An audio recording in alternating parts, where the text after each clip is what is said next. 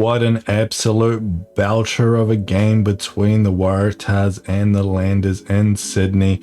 Down to the wire, just 1 point in it in a sweaty night in Sydney. Really didn't know who was going to take it until the final whistle, and that's the way we like it.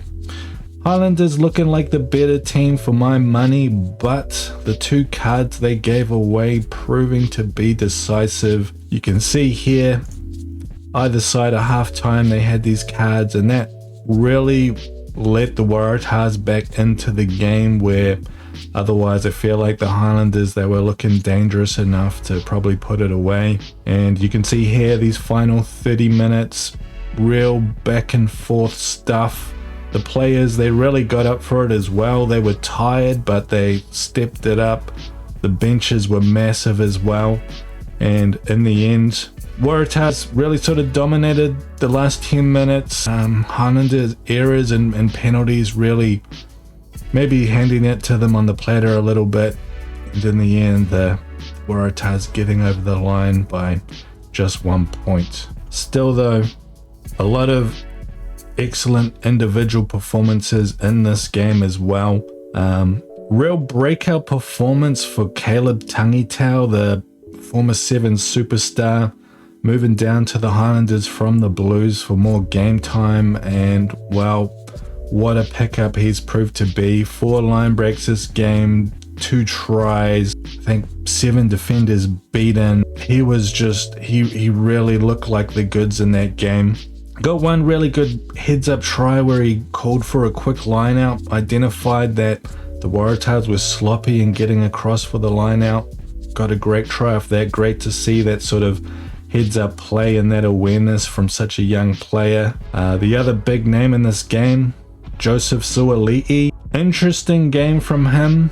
Everyone's singing his praises. I think it was a little bit of a mixed bag. It seems like they really want to use him to chase those high balls. Every time Edmed got the ball at the back, he was putting it up for Suali'i to chase, and it kind of makes sense. You know, he's got that sort of league background. He's obviously really strong in the air. He didn't retrieve every high ball this game. We still did see some other classy touches from him. Mostly those were with ball in hand on the ground using his feet.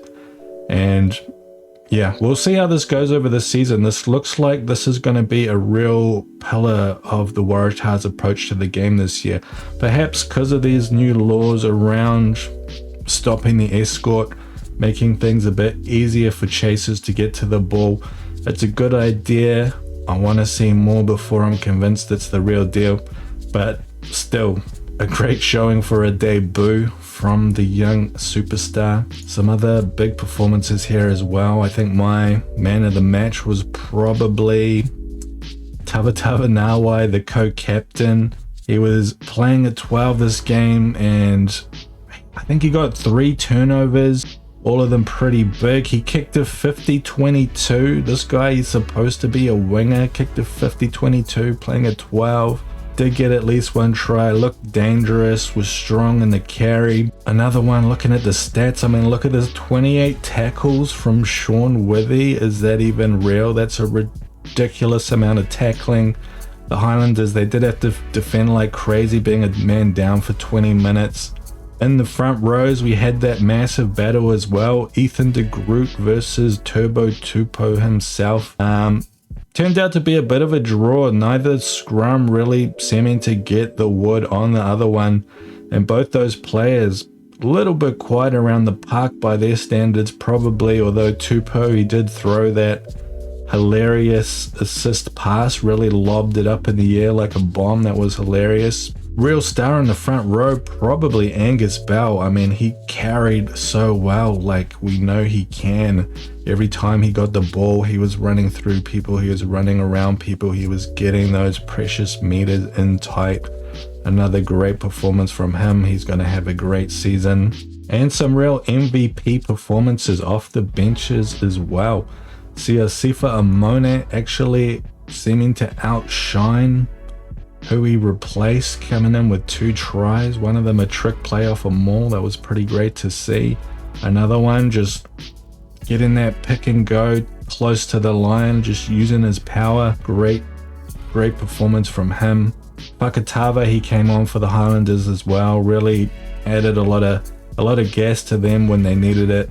Overall though, still a little bit of sloppiness from both of these teams. These lineout percentages are quite high, but I feel like there were a fair amount of overthrows, some of them proving quite costly, like the one for the Highlanders at the end of the first half. They were in a premium attacking position in the Waratahs half.